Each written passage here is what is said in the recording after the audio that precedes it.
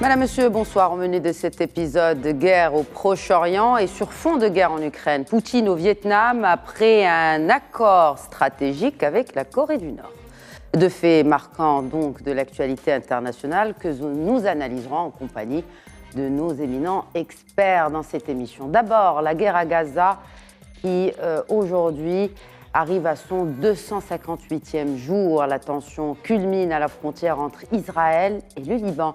Le spectre d'une guerre ouverte entre les deux voisins plane 18 ans après la trêve. D'un côté, l'armée israélienne se dit prête à ouvrir un nouveau front avec le Nord et une guerre ouverte avec le Liban laisse aussi entendre que Tsahal pourrait envahir le sud du Liban pour repousser vers le Nord les combattants du Hezbollah. Leur chef n'a pas tardé à réagir. Hassan Nasrallah a averti qu'en cas d'attaque contre son pays, aucun lieu en Israël ne sera épargné par des missiles du Hezbollah. Une première, Nasrallah menace de s'en prendre à un pays européen.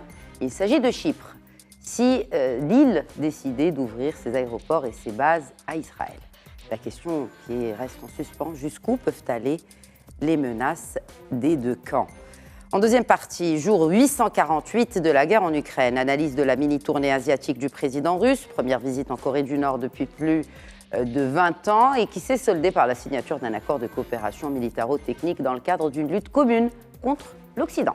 Le président Poutine tient aussi à maintenir les liens militaires de longue date entre la Russie et le Vietnam, alors que Hanoï a développé des liens plus profonds avec Washington. En gros, le président Poutine cherche une coalition d'États amis ayant des liens historiquement chaleureux avec l'Union soviétique au moment où l'UE inflige de nouvelles sanctions contre Moscou. Pour le débat de ce soir, j'accueille sur le plateau de questions d'actu le Senior Fellow Policy Center for the New South, professeur Abdelhak Bassou. Bonsoir et bienvenue sur ce plateau. Bonsoir. Avec nous aussi Ali El-Harechi, doyen à Mundiapolis. Bonsoir. Ali El-Harechi, bienvenue à vous sur ce plateau. Bonsoir, également. Merci. Et se joint à nous depuis Vancouver au Canada, l'expert en stratégie politique, Hicham Ouattadid. Bonsoir et bienvenue à vous également. Merci. Juin 1982, opération Paix en Galilée. Israël lance une invasion massive du Liban qui vise à expulser l'OLP, l'Organisation de libération de la Palestine, dirigée à l'époque par Yasser Arafat, et qui utilisait le sud du Liban comme base pour des attaques contre Israël. Juin 2024, l'histoire s'apprête-t-elle à se répéter ? Professeur Bassou.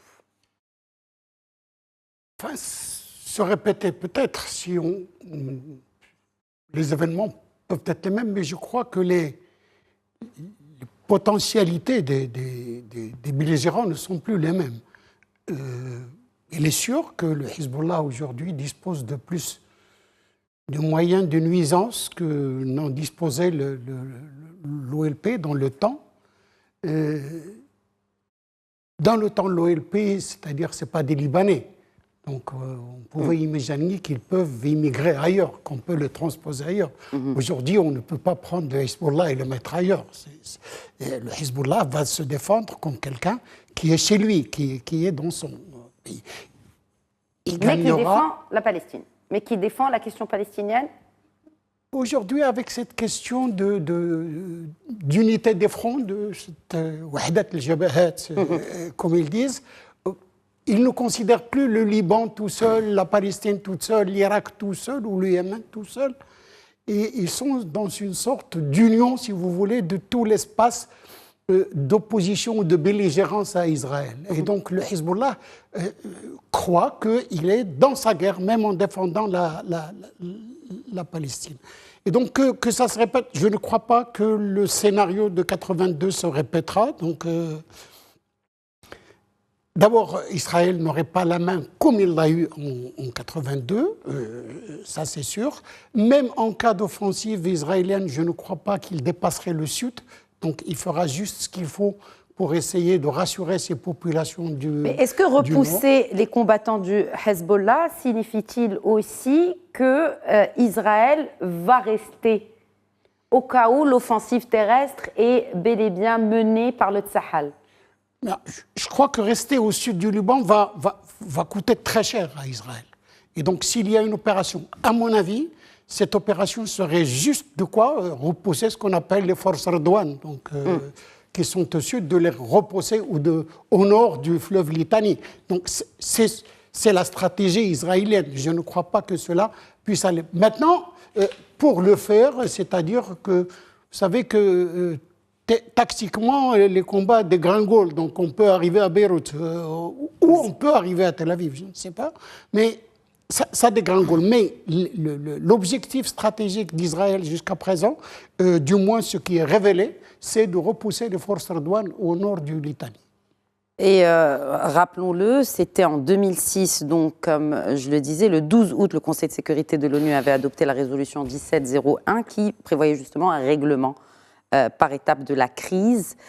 Mais il restait beaucoup de questions en suspens à Adel Harishi, beaucoup de questions en suspens entre Israël et le Liban. Qu'est-ce qui a fait que Israël réagisse de cette manière et littéralement décide d'ouvrir un deuxième front avec le voisin du Nord, alors que l'opération à Gaza est toujours en cours?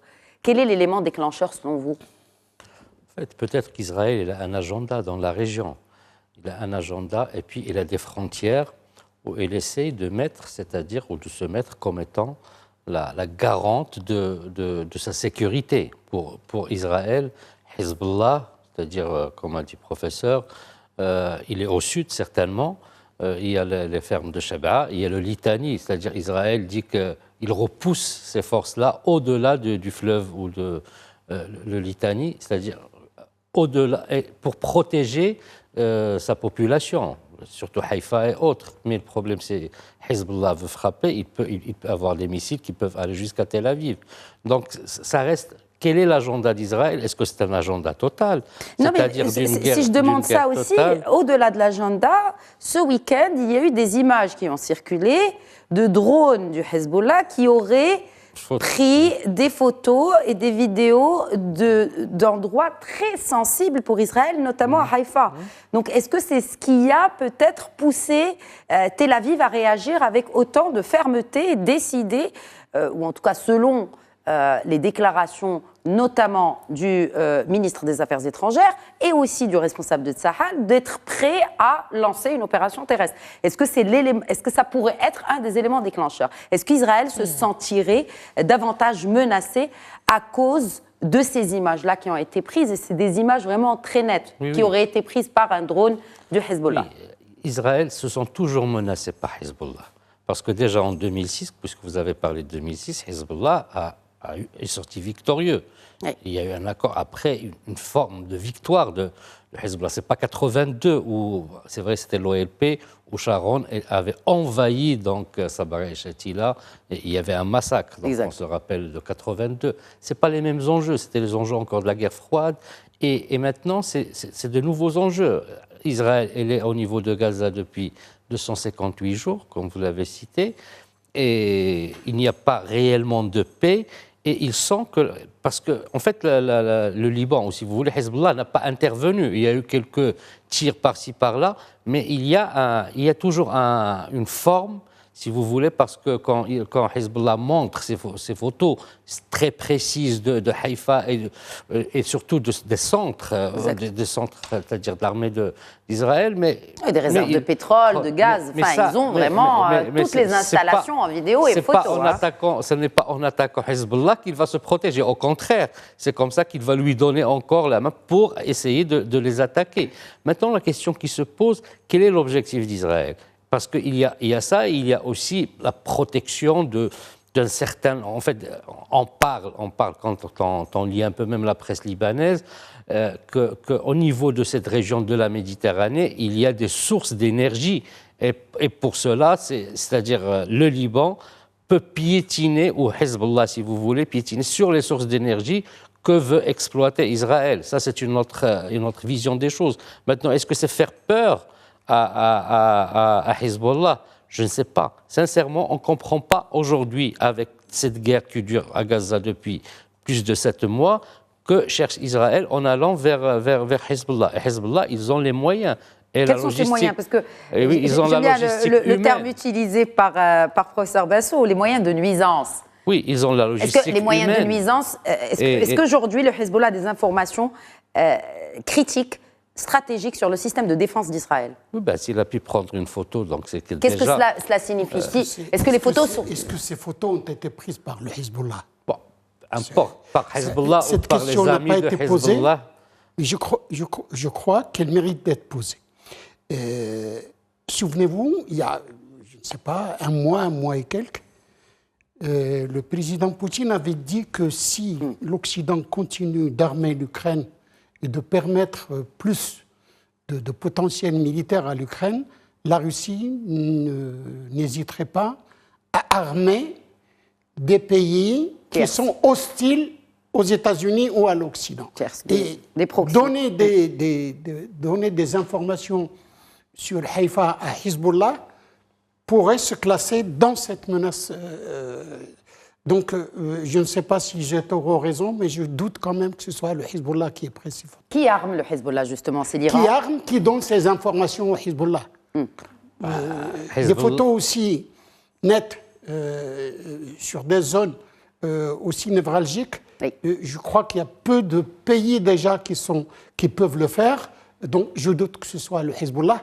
Je ne sais pas si j'ai tort ou raison, mais je doute que ce soit le Hezbollah. Même si ce n'est pas le Hezbollah, l'information, elle est chez eux. Ils ont une logistique humaine et aussi militaire très importante.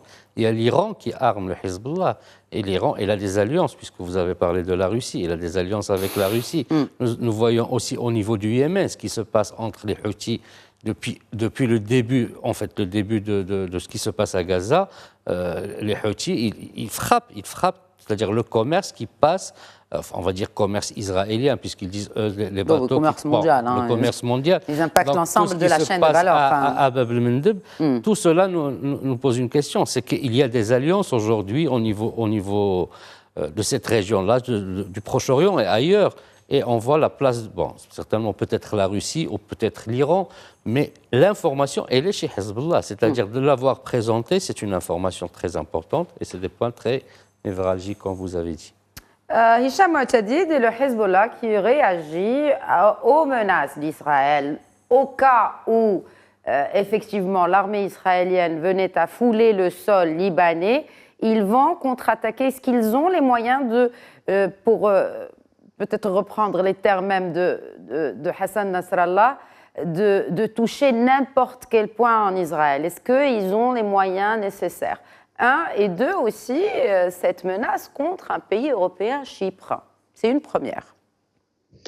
Oui, je pense que est-ce qu'ils ont les moyens ou pas, ça fait partie en fait des secrets organisationnels de chaque clan. Mais maintenant, est-ce qu'ils peuvent atteindre, ça ne serait que temporairement, n'importe quelle partie d'Israël? Je l'éloigne pas en fait de la situation qui pourrait se traduire. Maintenant, dans la continuité, ça c'est impossible parce qu'on ne sait pas si la guerre s'ouvre, jusqu'à quel point pourrait s'arrêter. Mais je pense que quand même cette nouvelle dynamique entre Israël et le Liban ne rassure pas la communauté internationale. Et d'ailleurs, c'est pourquoi on a vu le déplacement rapide de l'envoyé spécial du président américain pour qu'il puisse calmer un peu le jeu, parce que ça rentre pas en fait dans l'intérêt, que ce soit dans l'agenda américain avec les élections, le contexte des élections, mais aussi dans l'agenda de la communauté internationale, surtout avec ce qui se passe dans toute la région. Maintenant, moi, ce que je peux dire, c'est à ce stade, on est dans un contexte de stratégie communicationnelle avec des messages qui sont envoyés vraiment d'un côté et de l'autre, en disant qu'on peut même impliquer une partie de l'Occident à travers Chypre, mais jusqu'à quel point vraiment les choses vont arriver pour se concrétiser sur le terrain, là dépend du poids des États-Unis en fait et de la pression de la communauté internationale, que ce soit sur le Liban mais aussi sur Israël. Mais on l'a vu, professeur Basso, en parlant du poids des États-Unis, qui pour calmer les ardeurs des uns et des autres aujourd'hui, clairement sur la scène internationale? D'un côté, on le voit, Blinken, il n'y a pas plus d'une semaine, a encore fait, je crois que c'était sa 8e tournée dans la région depuis le début du conflit, depuis le 7 octobre. Il ne réussit pas à voir, ne serait-ce qu'une petite avancée dans le processus de négociation pour arriver à une trêve. Là, ça commence, les tensions montent avec le Liban, avec le Hezbollah en particulier. Est-ce qu'il y a vraiment aujourd'hui un pays qui pourrait intervenir pour calmer ces tensions?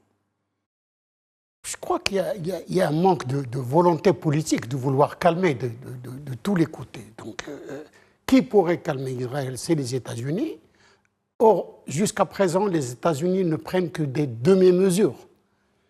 Ils ne prennent que des demi-mesures parce qu'ils ne veulent pas... Parce que, vous savez, tout arrêt aujourd'hui dans l'état actuel du conflit à Gaza.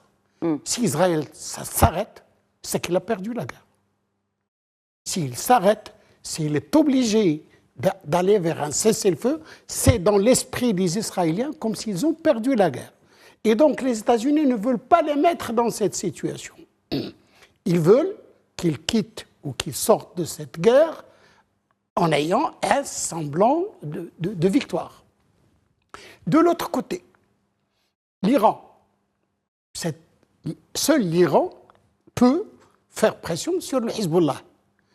L'Iran fait pression sur le Hezbollah pour ne pas entrer dans une guerre totale. Mais on l'a vu depuis le début. On a vu que quand même la réaction du Hezbollah a été très calculée. Ça n'a pas été une réaction vraiment mais il ne veut en même temps pas entière. Que cette union des champs, que cette union de champs soit affaiblie. Donc, on mesure, si vous voulez, l'intervention des Hezbollah qui se dit être un front de soutien à Gaza. Je crois que des deux côtés, on prolonge et on attend pour ne sortir de la guerre que sur un semblant de victoire. Les États-Unis ne veulent pas qu'Israël sorte en étant vaincu. L'Iran ne veut pas que son front de résistance, Liban, Irak, Syrie, Yémen et Hamas, sortent vaincus. Donc on est en train, si vous voulez, d'hésiter, de chercher une solution qui puisse vraiment permettre à chacun de crier victoire. Chypre. Pourquoi Chypre? Bon, c'est déjà géographiquement 300 km d'Israël, 200 du Liban, pardon. Le message est clair de Nasrallah. Nous savons que l'ennemi israélien mène des opérations chaque année à Chypre. Ali El-Harichi, est-ce que ça veut dire qu'on va passer d'une guerre aux portes de l'Europe à une guerre en Europe? Est-ce qu'ils sont capables d'attaquer Chypre, le Hezbollah, au cas où Israël utiliserait ses aéroports ou ses bases? C'est ce qu'a dit Nasrallah, mais je ne sais pas, est-ce qu'ils ont maintenant les moyens? Parce que là, attaquer Chypre, maintenant, on est au niveau de l'Union européenne, on est au niveau de l'Europe. Vous avez parlé de la guerre totale. C'est vraiment... C'est un coup de communication, un coup de bluff de Nasrallah? Il a menacé le porte-avions américain. Quand les Américains étaient là, il a dit que nous avons de quoi combattre tout cette armada américaine qui est là. Hassan Nasrallah, il y a aussi, donc voilà, Hassan Nasrallah, c'est quelqu'un c'est un chef aussi spirituel. Il y a le côté de la lutte contre l'infidèle, et puis maintenant, c'est des déclarations, je dirais pas un peu de la propagande, c'est des déclarations qui restent quand même, je dirais pas non calculées, c'est calculé dans le sens qu'ils vont toucher puisque Chypre a répondu, il a dit non, Israël n'utilise, le représentant de Chypre a dit non, Israël n'utilise pas nos aéroports. Mais sincèrement, ça reste quand même, je ne pense pas qu'ils peuvent le faire, parce que là, s'ils vont s'attaquer à l'Union européenne, il y a quand même un accord au niveau de l'Union européenne de la défense commune. Et je ne pense pas qu'il pourra le faire. Mais Israël reconnaît la puissance du Hezbollah, quand même. Oui, puisqu'ils les ont battus en 2006, il faut le dire. Comme en 2024. Ils ont battu en 2006. Nasrallah a un avantage. L'avantage de Nasrallah, c'est qu'il est irresponsable. Il n'est responsable de rien. Ben oui. C'est une organisation qui n'a pas de peuple. C'est le gouvernement libanais qui est responsable du peuple libanais, qui est responsable du Liban. Et donc, Nasrallah peut même lancer quelques missiles sur Chypre. Parce qu'il ne tient pas compte des conséquences. Pour lui, comme vous avez dit, c'est un peu spirituel. Il est dans cet effet kamikaze, donc où on tue l'apostat, où et on meurt s'il le faut, c'est le paradis, c'est des choses comme ça. Et il ne prend pas en compte les conséquences que cela peut avoir sur le Liban. Il n'est pas responsable du Liban. Il est responsable de la victoire iranienne ou d'un semblant de victoire iranienne. C'est l'avantage que Hassan Nasrallah a. C'est que les conséquences ne l'intéressent pas. En parlant de conséquences, quelles conséquences justement sur le gouvernement de l'autre côté, sur le gouvernement israélien? Est-ce que le gouvernement israélien, en ouvrant un nouveau front, ou en tout cas en menaçant d'ouvrir un nouveau front, avec les centaines de roquettes qui sont tirées du Liban vers Israël, est en train aussi de gagner un peu de légitimité et un peu de popularité auprès des Israéliens, de la population israélienne, et qu'on voit de plus en plus mécontente de la situation, du fait que les otages sont encore à Arza, du fait aussi que cette guerre dure mais ne semble pas atteindre les objectifs affichés par ce cabinet de guerre qui n'existe plus, rappelons-le, et par ce gouvernement Netanyahou. Est-ce que de son côté aussi, il n'est pas en train de gagner des points un peu de popularité? Je crois qu'Israël aussi a son Nasrallah, c'est Netanyahou. C'est cela, voilà. Je ne voulais pas faire le comparatif, mais c'est un autre irresponsable. Oui. Seulement, Israël est un État. Il a les moyens de faire tomber Netanyahou. Alors que le Liban n'a pas les moyens de faire tomber Nasrallah. Bon, c'est une autre histoire de faire tomber Netanyahou.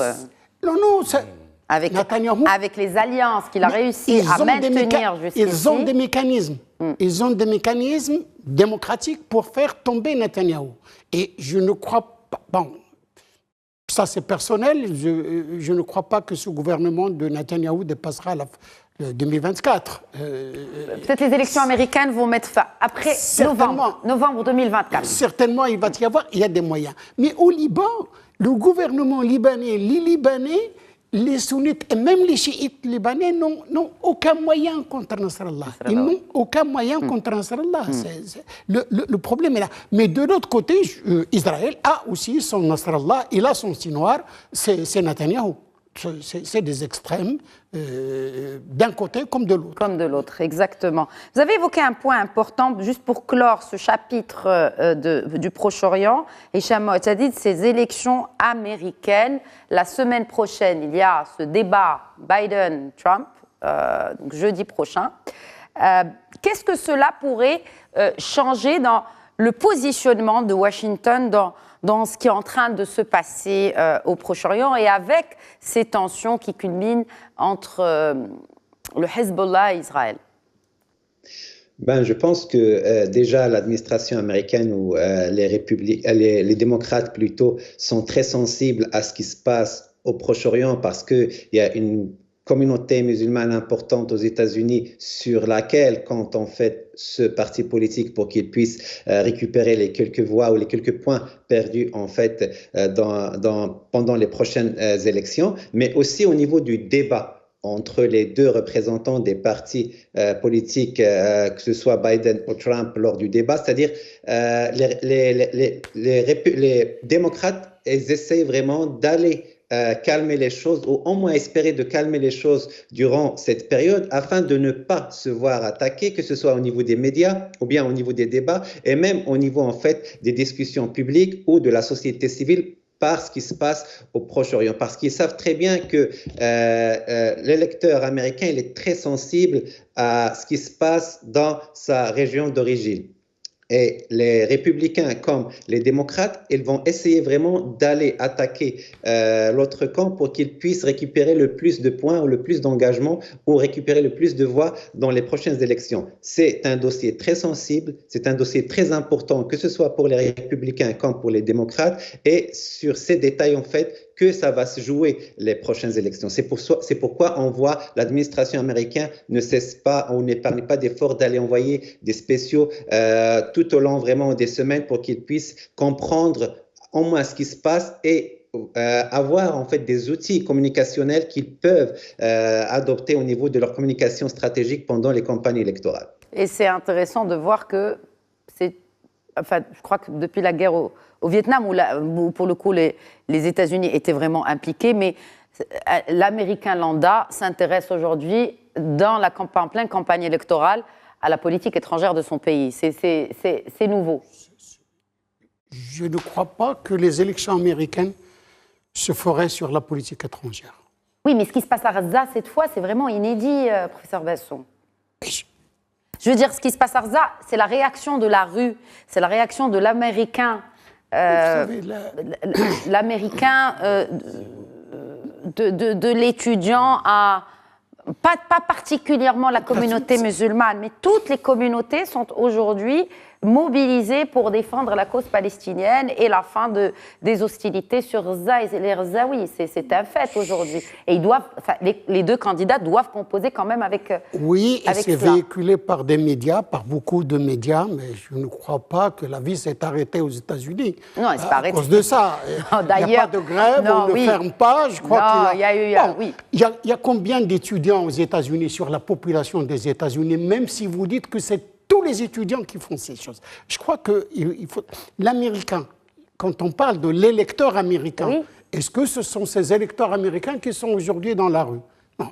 Les électeurs américains, on les connaît, ils ont leurs propres soucis, c'est l'emploi, c'est l'économie, c'est si vous voulez, le coût de la vie, c'est ce qui occupe. Mais dans les primaires, cela a été... Oui, il y a eu un vote sanction dans les primaires, notamment dans le camp démocrate, qui a sanctionné la politique étrangère de Joe Biden. Est-ce que c'est propre? Peut-être que c'est propre aux démocrates, que sais-je? Est-ce que c'est propre aux démocrates? Est-ce que Biden n'allait pas être sanctionné même sans... même sans ces événements. Exact. Il faudrait vraiment voir, il faut que les sondages aillent dans ce sens-là, et nous n'en avons pas encore vu. Aux États-Unis, les variables de la sociologie électorale, c'est vrai, il y a l'économie, il y a l'emploi, il y a aussi d'autres variables sociétales, c'est-à-dire l'avortement, il y a l'appartenance raciale. Migration. Et il y a aussi, parfois, la politique étrangère peut rentrer comme variable. C'était le cas du Vietnam, il ne faut pas l'oublier. C'est ça. Mais pour le coup, les États-Unis étaient dedans. Enfin, je veux dire, c'est une guerre que menait l'Amérique, quoi. Mais il y a deux guerres où les États-Unis soutiennent deux États. Ils soutiennent l'Ukraine et ils soutiennent la Russie. On a vu qu'avec l'Ukraine, il y avait parfois... le budget n'était même pas passé. C'est-à-dire, les Américains, en reliant ça à l'économie, ils trouvent que le soutien américain à l'Ukraine leur a coûté trop cher. Donc parfois, c'est une variable. Maintenant, le soutien à Gaza, plutôt aux Gazaouis, c'est vrai, c'est des étudiants, mais ça reste quand même, ça peut être une variable pas très importante comme les variables de la sociologie électorale, c'est-à-dire nationale, mais ça peut rentrer dans les variables.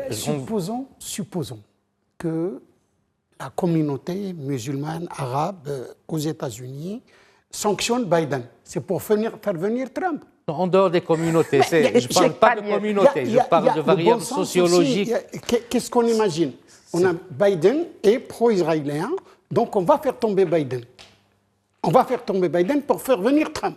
Non, ce n'est pas la communauté musulmane. Je parle de l'Américain. Est-ce qu'il a ça comme... Toutes ces personnes qui sont pro-palestiniens, qui veulent faire tomber, qu'ils soient arabes, musulmans ou autres. C'est pour faire venir l'autre, qui est beaucoup plus pro-israélien qu'israélien. Oui.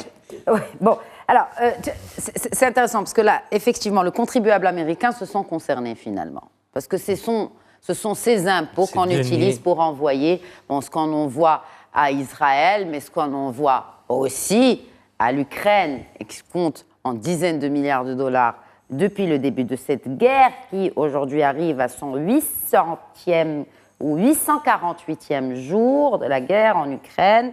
D'abord, un point sur la situation sur le terrain, messieurs. Aujourd'hui, le réseau énergétique ukrainien a été endommagé par une nouvelle attaque russe. La situation reste, c'est le statu quo aujourd'hui, Ali El-Harichi, sur le terrain. En sachant aussi que, de part et d'autre, on essaye de renforcer ces partenariats, de renforcer ces alliances. Mais d'abord, un mot sur la situation sur le terrain.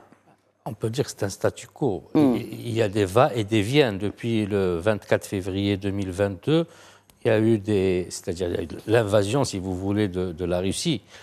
l'armée russe des territoires donc, de l'Ukraine, et depuis, il y a eu plusieurs, il y a eu les récupérations, il y a eu, la Russie a essayé de toucher les points névralgiques de l'Ukraine, c'est-à-dire les ports, on se rappelle Mariupol et tout.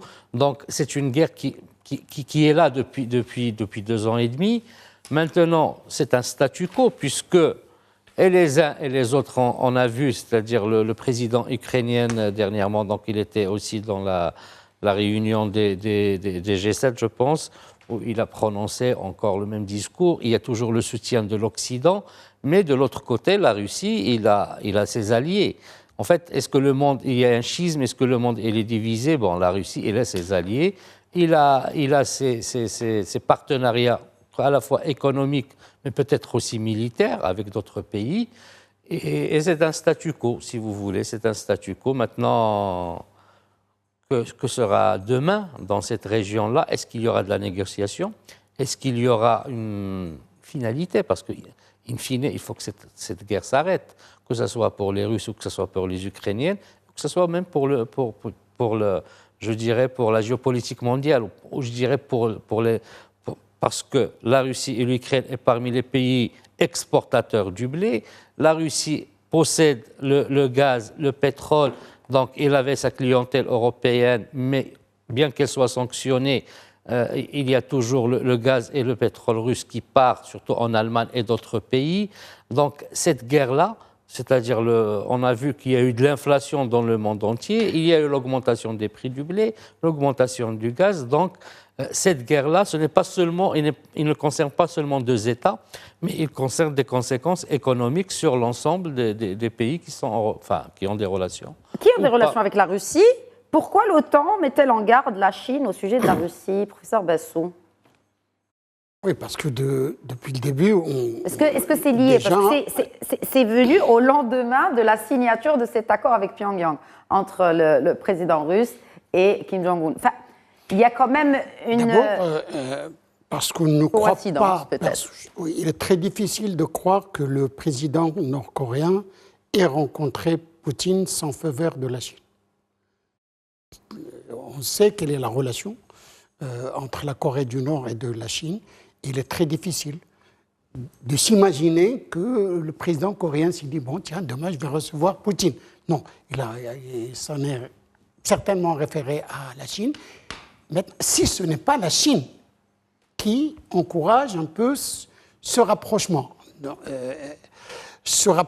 à un moment, parce qu'il ne faut pas l'oublier, à un moment où les États-Unis encouragent un rapprochement entre la Corée du Sud et le Japon. oui. Donc, c'est un peu cette alliance contre ceci. C'est au coup pour coup, même diplomatiquement.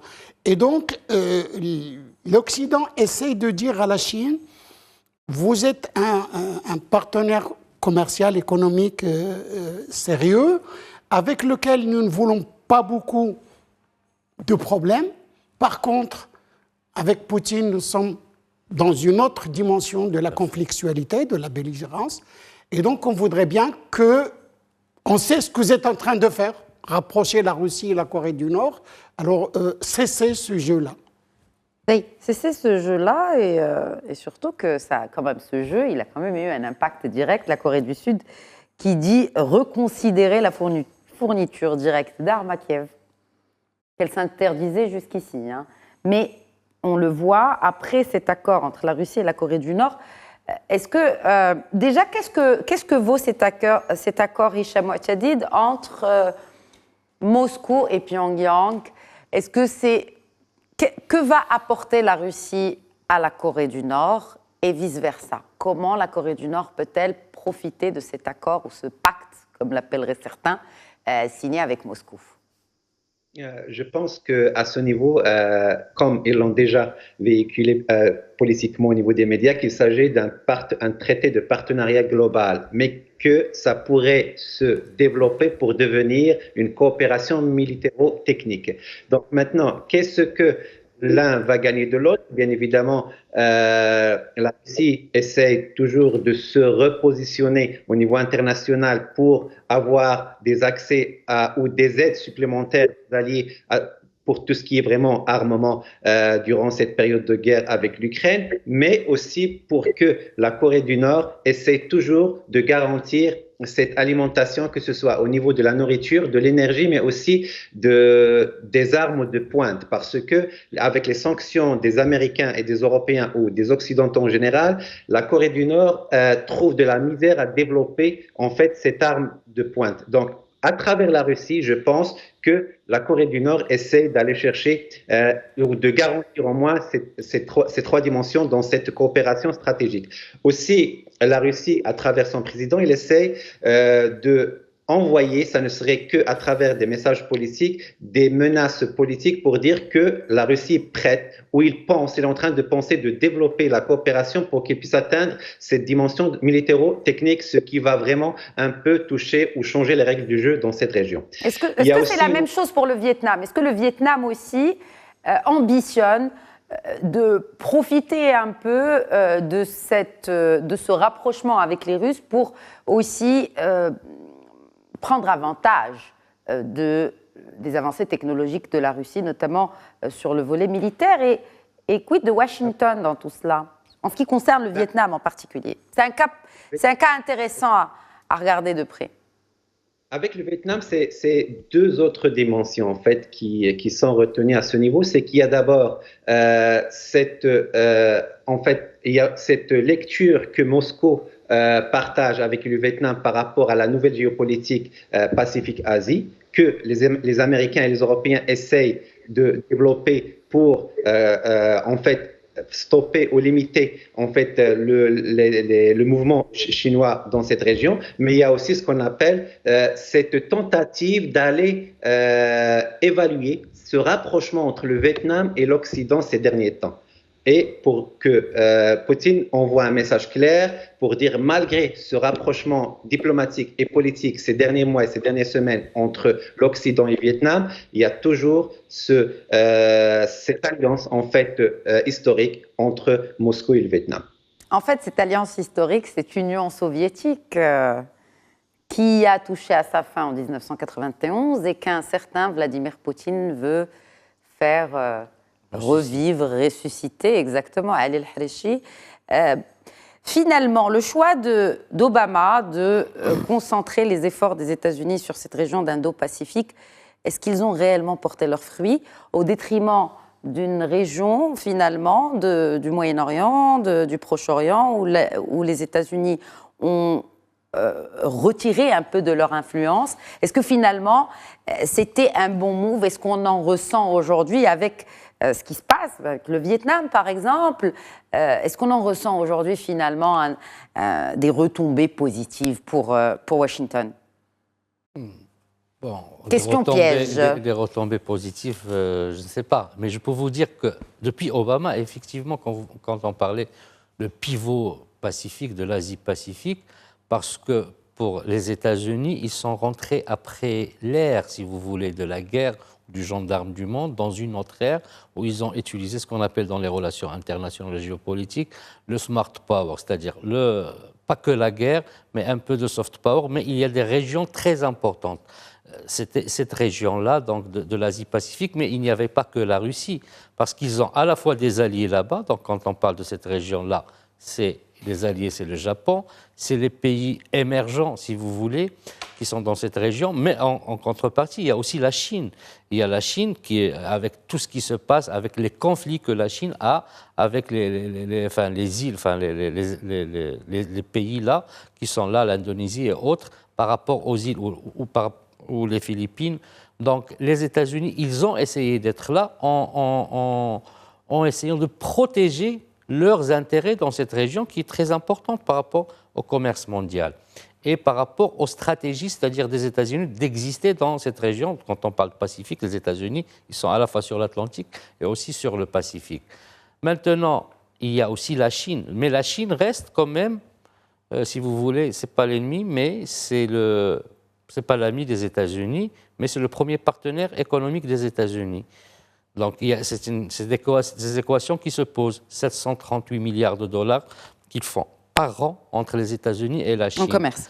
en commerce international. Sans parler des bons du Trésor détenus par la Chine. Que détient la Chine exactement aux États-Unis. Maintenant, la Russie, vous avez parlé de l'Union soviétique, la Russie, parce que quand les Corées ont été séparées, en 1945, il y a eu la guerre 50-53, et l'administration, c'est-à-dire la Russie ou l'Union soviétique, a pris la Corée du Nord. A aidé. A pris mais c'était leur soutien économique, en effet. C'est intéressant de dire qu'elle avait pris. Mais la Chine, en ce moment-là, il y avait d'autres perspectives qui se développaient, et les États-Unis ont pris, c'est-à-dire, puisque vous avez parlé de la Corée du Sud. Donc, il y a tellement d'enjeux, mais sans oublier aussi le Japon. Il a des intérêts, il a des conflits aussi avec la Russie sur les îles. Donc, il y a tellement de conflits, et puis c'est une zone stratégique. C'est une zone stratégique de par l'existence de la Russie, la Chine, et puis les autres pays, et puis du commerce mondial. C'est-à-dire, c'est un passage très important. Donc, quand Obama a déplacé, je ne dirais pas qu'il a déplacé, mais l'intérêt qui était au Proche-Orient, il était toujours là, mais autrement. C'était plus la démocratie autrement qu'ils ont essayé d'instiller au Proche-Orient avec tout ce qui s'est passé, les printemps arabes et autres. C'était plus à travers les armées, c'est-à-dire à travers la guerre, mais avec un autre moyen, et les conséquences, on les voit aujourd'hui. Est-ce que c'est positif ? Le monde, il est toujours en guerre partout, que ce soit en Ukraine, que ce soit maintenant les deux Corées entre elles. C'est-à-dire que c'est des anciens conflits du 19e siècle qui sont toujours là, si vous voulez plutôt du 20e siècle, qui sont encore là aujourd'hui, mais sous d'autres formes. La Russie n'est plus socialiste ou communiste, mais c'est une Russie, je dirais, libérale ou expansionniste, non, mais pas expansionniste, mais c'est-à-dire la Russie, elle a toujours parlé du voisin proche. Et pour elle, ce sont des régions où les autres pays, où aucun autre pays ne doit intervenir dans ces régions de voisins proches. C'est l'Empire. Voilà, c'est l'Empire russe, effectivement, c'est l'Empire russe. Et d'ailleurs, personne en Russie ne vous présentera de carte de la Russie avec des frontières. Les Russes s'estiment comme un grand empire qui n'a pas de frontières.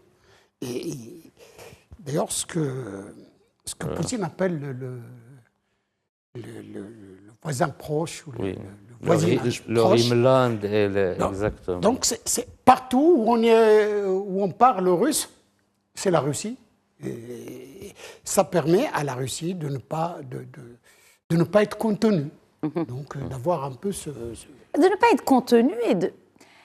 Bon, ça fait quand même, comme je disais, plus de 800 jours. On atteint vraiment une période de guerre qu'on n'attendait pas au tout début de ce février 2022 que la guerre allait s'arrêter au bout d'une semaine comme c'était annoncé. Mais là, on voit que la guerre dure, les sanctions aussi. Pas plus tard qu'aujourd'hui, les 27 se sont une nouvelle fois accordés à durcir les sanctions, notamment sur le gaz naturel liquéfié, le GNL russe. D'ailleurs, des drones ukrainiens ont également frappé des dépôts pétroliers en Russie. La Roumanie qui envoie à Kiev un nouveau système de défense patriote. Mais on voit que l'économie russe résiste, professeur Bassou, et que cette manière d'affaiblir cet ancien empire russe ne semble pas réellement avoir l'effet désiré par l'Occident. Je crois que on parle des sanctions quand la Russie avait un régime économique normal, civil. Aujourd'hui, la Russie est en économie de guerre. Et cette entrée en économie de guerre est une manière de contourner, si vous voulez, de contourner les sanctions. C'est une manière pour la Russie d'avoir une économie axée sur la guerre. Elle est axée sur la guerre et certains croient qu'il est même en train de produire plus qu'il ne faut pour la guerre en Ukraine. Donc, cela pose une question. À quoi se prépare Poutine? Qu'est-ce que le président Poutine a en tête? Il produit par son économie de guerre plus qu'il n'en faut pour la guerre d'Ukraine. En même temps, il s'en va chercher des alliances. Donc, en même temps, il importe des munitions de Corée. Et donc, qu'est-ce qu'il fait avec tout cet armement? Quelle stratégie? Est-ce que la Russie n'a pas en tête de s'attaquer à d'autres pays? Quel pays il reste où il n'y a pas l'OTAN, justement? Il y a la Finlande. La Finlande s'est joint à l'OTAN. La Finlande s'est joint à l'OTAN. Donc, s'il ouvre le front avec la Finlande, ça veut dire... Exactement, ça veut dire qu'il aura tous les pays de l'OTAN. Il a déjà dit que la Finlande rejoigne l'OTAN, c'est une très mauvaise idée. Oui. C'est un pays avec lequel il a près de 1000 kilomètres. Il y a plus une histoire. Hein. De faut frontières. le rappeler, la Finlande faisait partie de cet empire russe jusqu'à 1920, je pense. Si ça ne permet pas d'attaquer la Finlande parce que c'est l'OTAN, ça permettrait au moins de tester l'OTAN. Des manœuvres près de la Finlande, peut-être des escarmouches permettraient de tester l'OTAN et aussi d'éparpiller l'effort de l'OTAN. Parce qu'aujourd'hui, l'OTAN se fait un peu plus menaçant en Ukraine. Donc, est-ce qu'il ne faudrait pas ouvrir un autre front pour essayer un peu de... Est-ce que ce n'est pas le front, justement, via les proxys? Parce que cette menace qui a été donnée par le président russe à peine quelques jours après sa réélection, d'armer, littéralement, il a dit, d'envoyer des armes à des pays tierces qui pourraient nuire aux intérêts des Occidentaux, finalement, peut-être que le fait de produire autant d'armes va servir, peut-être pas, pourquoi pas en Afrique. D'ailleurs, nous sommes en Afrique. La présence russe aujourd'hui, militaire en Afrique, aux environs du 7 octobre, quand il y avait les événements de Palestine, on avait parlé de système de défense aérienne russe de S-300 pour le Hezbollah. Oui. Qui peut-être avait été attaqué par Israël avant de parvenir au Hezbollah. Et donc, tout ça, je crois, il est à mettre. D'ailleurs, tout à l'heure, vous aviez parlé du pivot, donc du pivot asiatique vers l'Asie ou vers l'Indo-Pacifique. Maintenant, ces deux régions, le Moyen-Orient et l'Indo-Pacifique, sont en train de se rencontrer. Ils ne sont pas loin.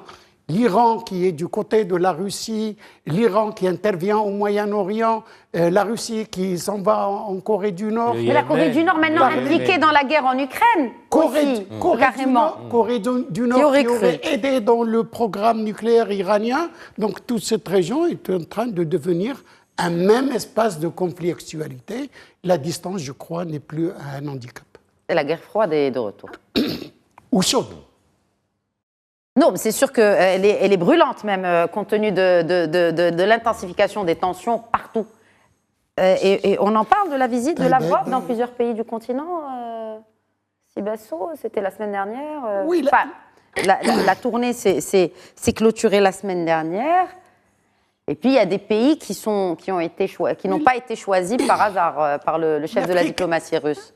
L'Afrique, en général, pour la Russie. D'abord, la Russie, en venant en Afrique, c'est le fait de dire « je ne suis pas une puissance régionale, je suis une puissance globale ».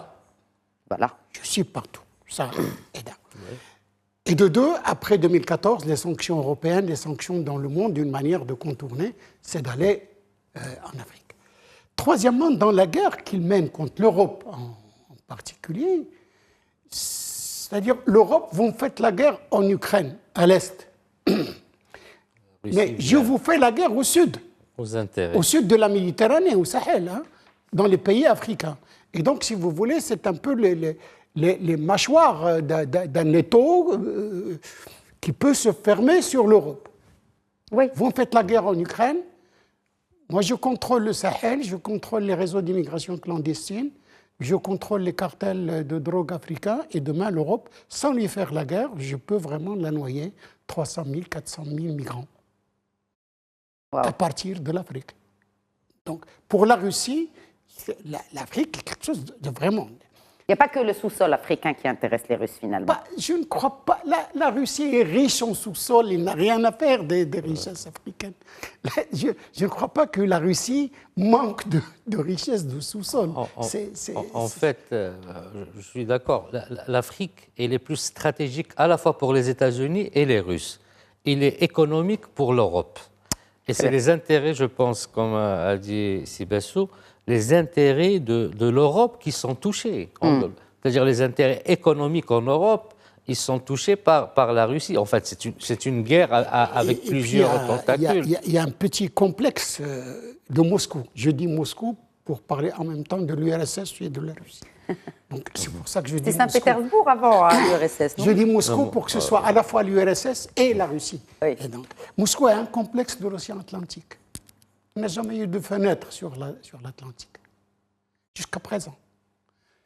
Donc aujourd'hui, quand vous voyez toute cette poussée de la Russie, du Soudan, oui. Jusqu'au Burkina et au Mali, il s'arrête, il n'y a pas d'accès vers l'Atlantique. Elle fera tout pour l'Atlantique. Je ne sais pas si ça va être la Guinée, je ne sais pas si le Sénégal, si ça va être autre chose, oui. Mais il y a ce complexe. D'ailleurs, même la guerre, l'affaire du Sahara a été créée en guerre froide par l'Union soviétique. Oui. C'est un peu cette fenêtre que l'on voulait avoir à travers la Libye ou l'Algérie pour aller dans cette fenêtre de l'Atlantique.